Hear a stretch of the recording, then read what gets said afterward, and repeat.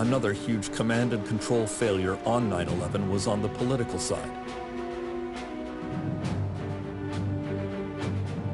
The president, of course, was visiting a school in Florida that morning.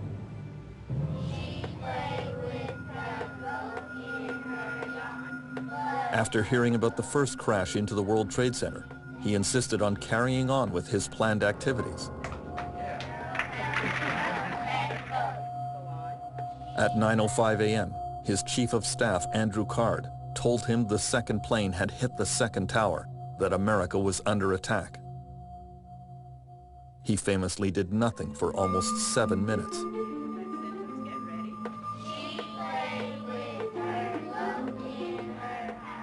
He later said he was trying to project an image of calm.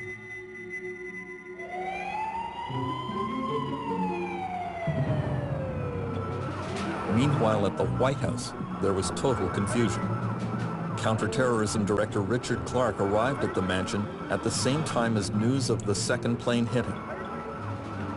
He realized the president was not there and went immediately to the office of the vice president. The vice president asked, "What do you think's going on?" I said, "It's pretty clear to me when two buildings get hit simultaneously, more or less simultaneously, by two large aircraft. This is a terrorist attack, and which means it's Al-Qaeda, because no other terrorist organization has that kind of capability and intent." I also suggested to him it wasn't over, and the president was 1,000 miles away. The president was now in an adjacent classroom with his staff, watching the events in New York on television. He was on the phone with the White House. We asked the president to stay away, not to return to Washington, because as far as we were concerned, Washington could be a combat zone. And the last thing in the world we wanted was the president to fly into a place that was about to blow up. The story of what went on behind the scenes with the president that day is still filled with mystery and controversy. Bush made his first televised statement to the nation at 9:30. Ladies and gentlemen, this is a difficult moment for America. And then his Secret Service bodyguards were supposed to whisk him away to Air Force One. Unfortunately, it turns out that the motorcade sped off in the wrong direction. After several kilometers, the Secret Service had to perform an embarrassing U-turn in order to head for the airfield. Inside the presidential limousine, there was more chaos.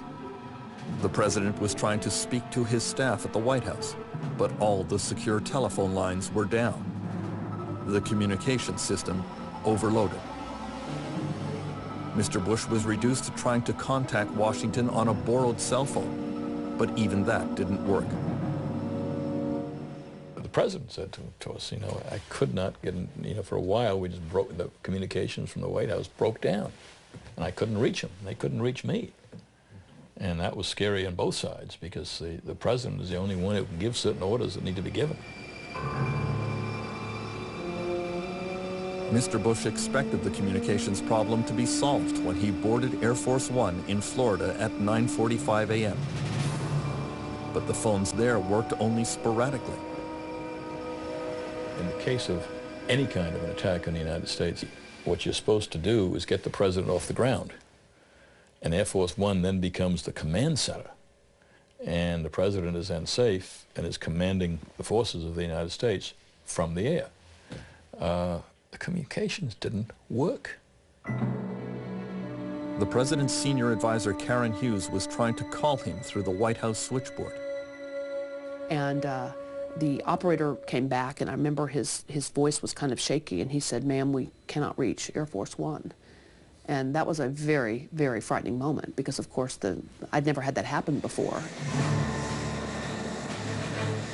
On September 11th, not only was the president out of touch, the White House was left unprotected.